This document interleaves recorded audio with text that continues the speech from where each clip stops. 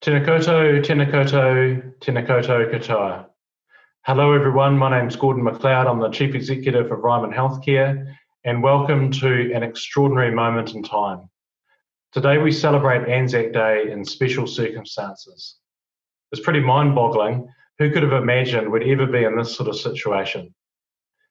ANZAC Day has been commemorated for the past 105 years in our two countries, but never quite like this. We know that many of you would have loved to have been at your annual services, marking the sacrifice and memory of our Anzacs and of your families. ANZAC Day is the day we gather to remember the fallen and to mark our respects to them. While we can't do this in the usual way, we are doing it nevertheless. And we want to make today just as special. In fact, when I was thinking about this, I thought a lot about my Uncle Charlie, who died in North Africa fighting in the 20th Battalion with Charles Upham. My granddad and his brother Bill often spoke about their brother Charlie when I was on the farm with them, and I never really forgot the sadness that they felt at losing their brother and not being able to ever work with him on the farm again. It made me realise the huge sacrifice that families made and the sadness that actually lived with them right through to the day that they themselves died. So it is in times of trouble that we look to our elders.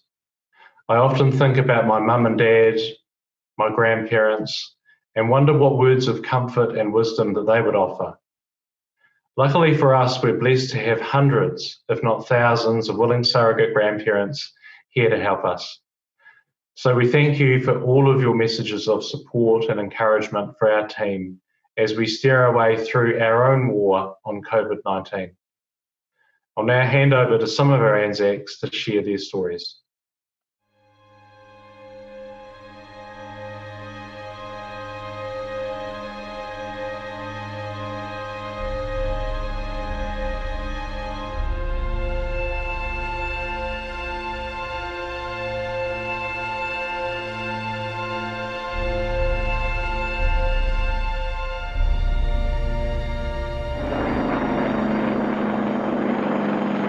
December 7, 1941. Pearl Harbor is bombed by the Imperial Japanese Army. Almost simultaneously, across the Pacific, the Japanese 25th Army invades from Indochina, moving into northern Malaya and Thailand by amphibious assault. On the 15th of February 1942, after a 2-month battle, Britain is forced to surrender Singapore to the Imperial Japanese Army. 80,000 British, Indian, and Australian troops would become prisoners of war. James Easton was a signalman in 8th Division Signals, of the Australian Army based in Singapore. And after the battle found himself imprisoned in Changi. Parties of us were put back into Singapore, to clean up. Cleaning up, we found quite a number of bodies. They'd grabbed all the Chinese they could, and decapitated them, putting their heads on posts. We found 6 Chinese with their hands tied together, with barbed wire, all shot. In 1942, James joined 7,000 other Australian and British POWs, who were sent in cattle trucks to Banpong, Thailand, a journey which took 4 excruciating days. Conditions were bleak. With around 40 men in each truck, lying down was impossible. If you wanted to relieve yourself, you had to get a guy to grab each hand to hold you out over the back, while the train was going. You can imagine what that was like, with 40 guys, especially when dysentery struck. The men were forced to march to Kanchanaburi, where they learnt they were to build a 415-kilometer railway to Burma. They would march by night, set up camp, and work 16-hour days, fueled only by a cup of rice, with 3 beans in it. The slightest thing you'd get bashed.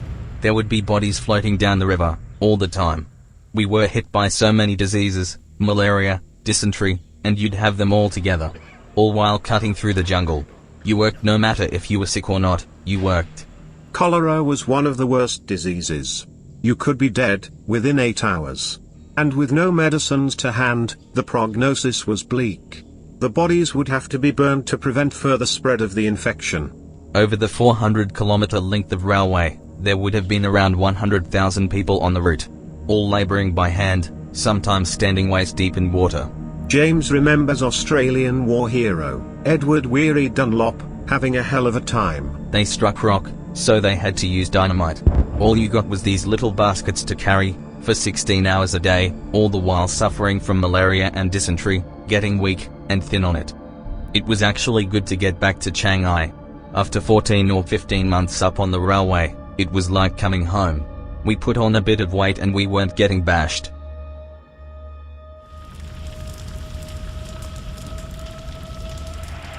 Europe, 1944. Allied forces are well into their preparations for the invasion of Normandy. As a part of this, they were flying missions to bomb strategic transportation targets in Belgium and France, with the aim of disrupting the flow of German forces into Normandy.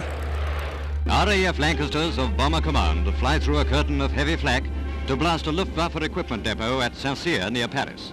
One of the enemy's main centres supporting the German armies in the west is heavily hit by 4,000-pounders. Bruce Cunningham was a pilot in 514 Squadron, RAF, based at Waterbeach near Cambridge. On the 11th of May, Bruce and his crew were on their 10th and last operation, heading to Belgium in the early hours of the morning. Their mission was to bomb enemy marshalling yards. Flying low as they made their approach, the Lancaster took fire and was hit. The starboard inner engine caught fire, which within 5 minutes spread to the entire wing. I sat there for some time with an aeroplane that had all the trim shot away. It was a bit hard to hold in the air. Bruce ensured all his crew exited the aircraft and then he bailed out. How I got out I don't know. I wouldn't like to try it again. As he parachuted down, and watched the rest of his squadron flying back, he distinctly remembers thinking, "They're a mile above me. I'm sitting down here and they're going home for eggs and bacon." The plane went down in a nearby field, but Bruce with his parachute, landed on the roof of a 2-storied village cafe. He was captured immediately, and taken to Frankfurt for interrogation. They knew more about me than I did.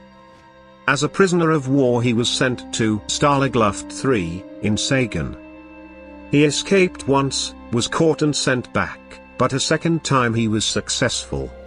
As the Russians got closer, a decision was made at midnight, in one of the worst winters in 80 years, to march the prisoners north through the snow. I escaped in the finish.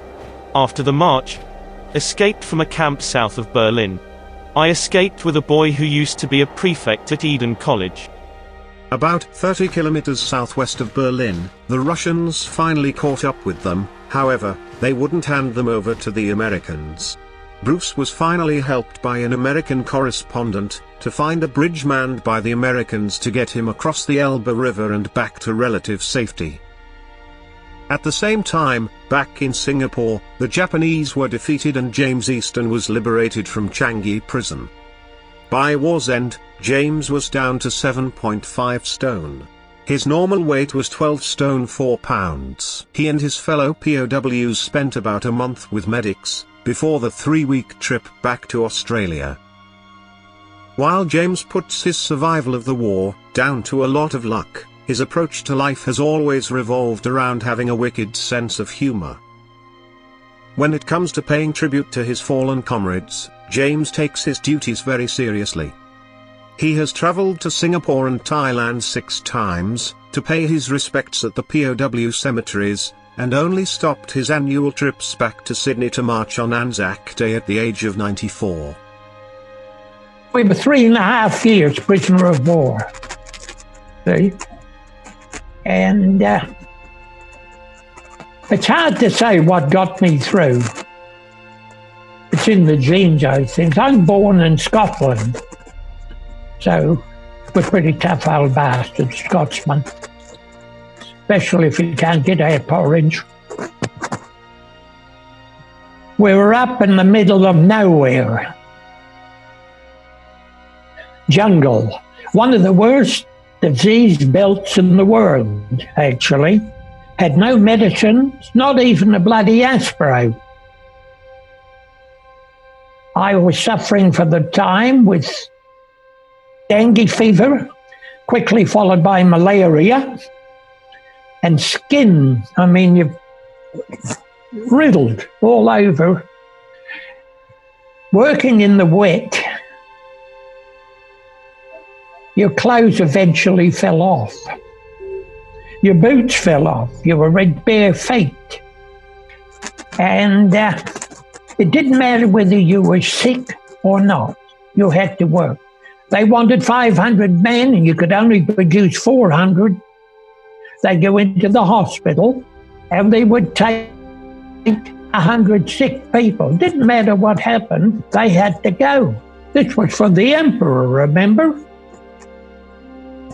Under the emperor. This was a new compound I was in, and at that stage there were some very big losses. Three of them, 3 losses, 220 airplanes missing, 7 in each plane. It was a lot.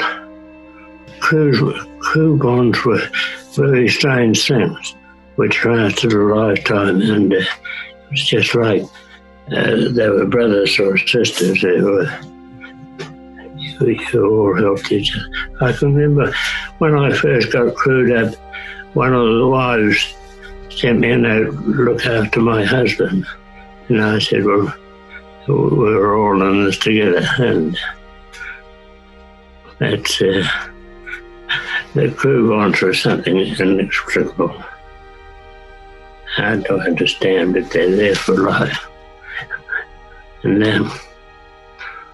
I can remember a friend of mine, he was killed on his first trip. Each time we was RSA ceremony, I think of that for Lower Hut, all that experience, and he went missing and died on his first trip. But this is the one day of the year when it's very important indeed. The loss of life was just terrible. They were a terrible price to pay for our liberty, and we shouldn't take it for granted. It's a terrible price. Millions killed. It's no answer to life at all. Killing people. Well, it means a hell of a lot. It's all the friends I had that just disappeared, you know. And at least one day in the year, you can really think of them, have nightmares. It brings you. But,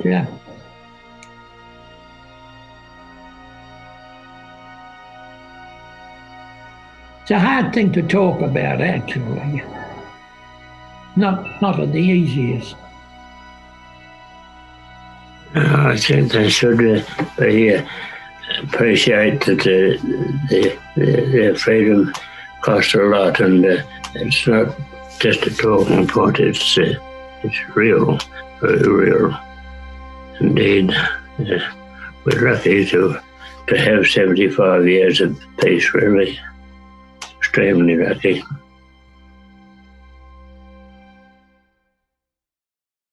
James and Bruce's stories remind us of what ANZAC Day is all about. Their bravery, their sacrifice and selflessness, and their optimism and humour are inspirational, particularly as we face tough challenges. I'd like to conclude the way that every ANZAC parade has been marked since 1915, with some lines from For the Fallen by Lawrence Binion.